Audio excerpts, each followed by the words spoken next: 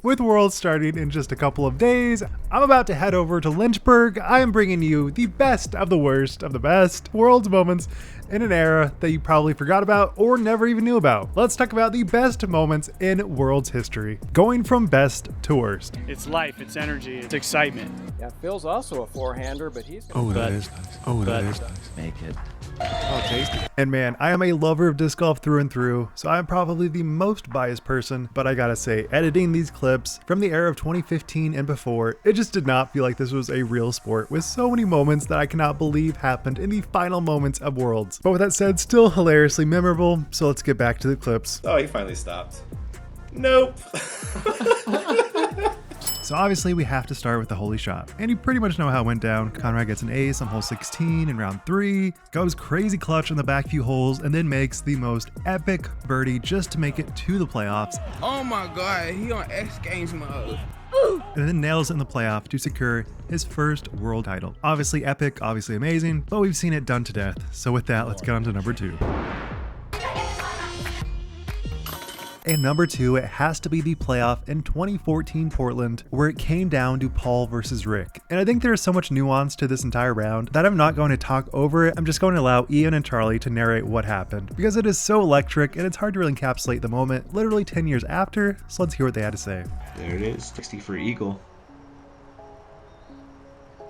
Wow. So clutch. TP playoff. Oh, Ricky. Ooh.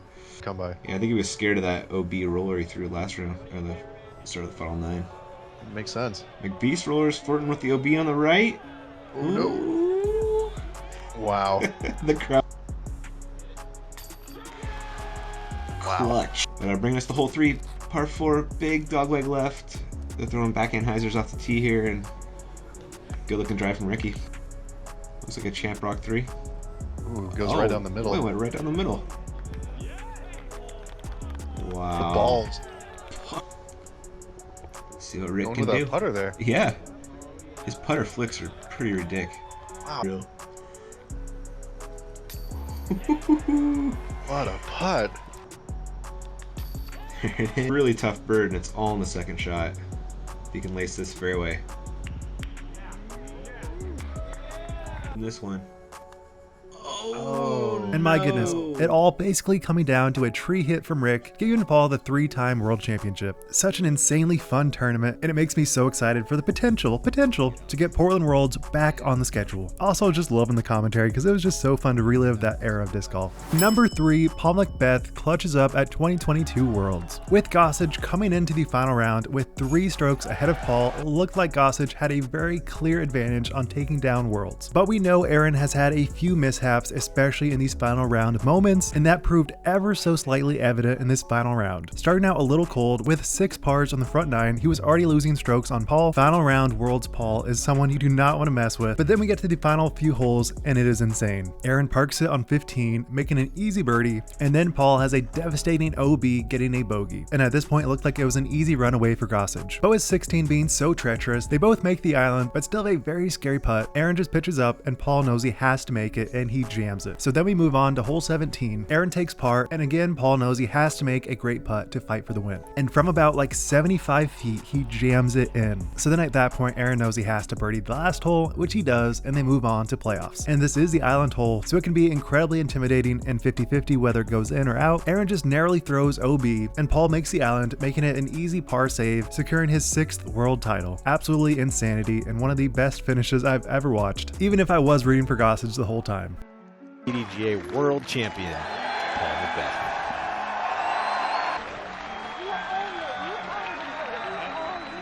And number 4, Ricky takes a 2-time back-to-back world championship. So coming off Paul's domination at Worlds, Ricky really made a name for himself with not only 1, but 2 world championships back-to-back. And what's even crazier is the fashion in which he did it. And I gotta say, something about W.R. Jackson is just so fun to watch, and I really love Augusta, Georgia disc golf, so all this really made for the perfect event to watch in the modern era of disc golf. And after leading by 8 strokes after round 3, it was very clear that Ricky would run away with this, And that is exactly what he did, finishing his final round at 41 under, with second place being, you guessed it, Paul McBeth at 33 under. This was exactly what Ricky needed to prove to himself in the field that he is on par, if not better than Paul McBeth. Now, this may have been the last Worlds that he has ever won, but still showing up the entire field and Paul is one of the best ways to showcase your dominance in the field. And number 5, and that is 2009 Avery Jenkins playoffs. And I gotta say, the only footage I could find was this footage from Dick Parker represent, so I won't talk about it too much, but this was a battle between Avery Jenkins and a player that I'm sure you know a lot of bad things about, Josh Anton. And after an amazing 4 rounds from Avery, it looked like no one was even close to him. And this is in that era where there was a million rounds, so we have 6 rounds, semis, and then final. So this card may be a little bit surreal, but in the finals we have Avery, Josh Anton,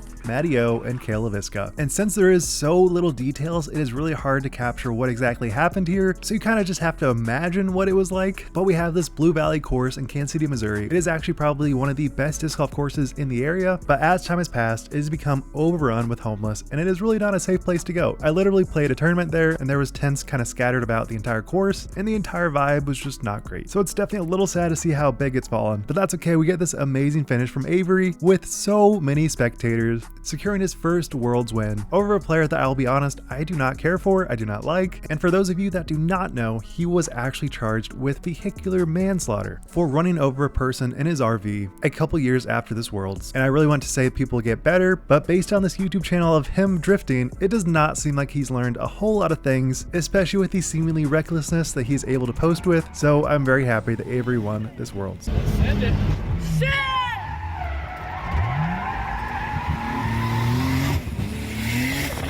And number 6, bringing in our first FPO, Paige Pierce gets her 2-time world championship with names we probably haven't heard in a while. Valerie Jenkins is leading after 6 rounds because there's 7.5 rounds, but then going into the semis, Paige Pierce gets a couple of strokes on Valerie, tying it up, going into the final 9, which is actually incredibly hyped. So we have Valerie, Paige, Kat, and despite Kat having a very good final 9, it was just not enough to contend for the win, so it was Valerie versus Paige. And Valerie takes a bogey on hole 3, and then they both swap bogeys on 4 and 5, and then tie it up going into the final hole. And Valerie throws it a little deep, making it basically impossible for the birdie, and Paige essentially parks it, securing her 2nd world title. And I know this is in the era where disc golf is still not that mainstream and it's not super popular, but still being a 2-time world champ really puts her name out there as one of the most elite disc golfers out there.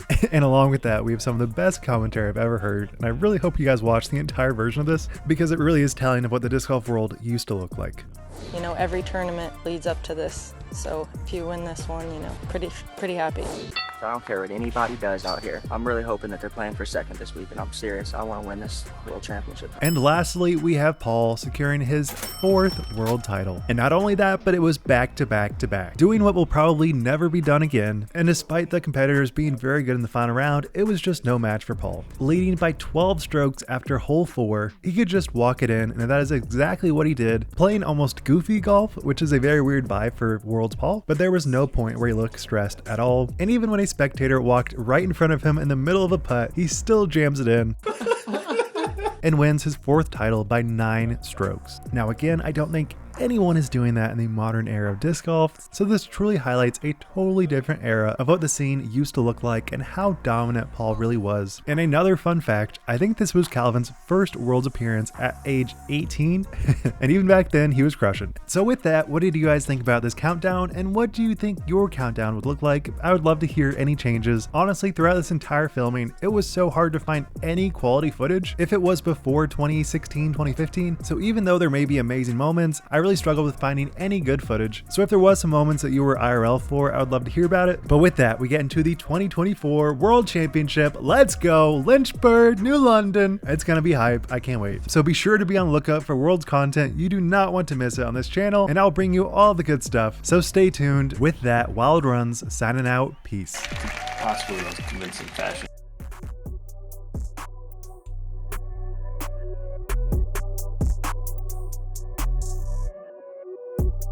And ever since then, I've just had the fire and be one of the best in the nation and around the world. Number 15. It's energy, it's excitement.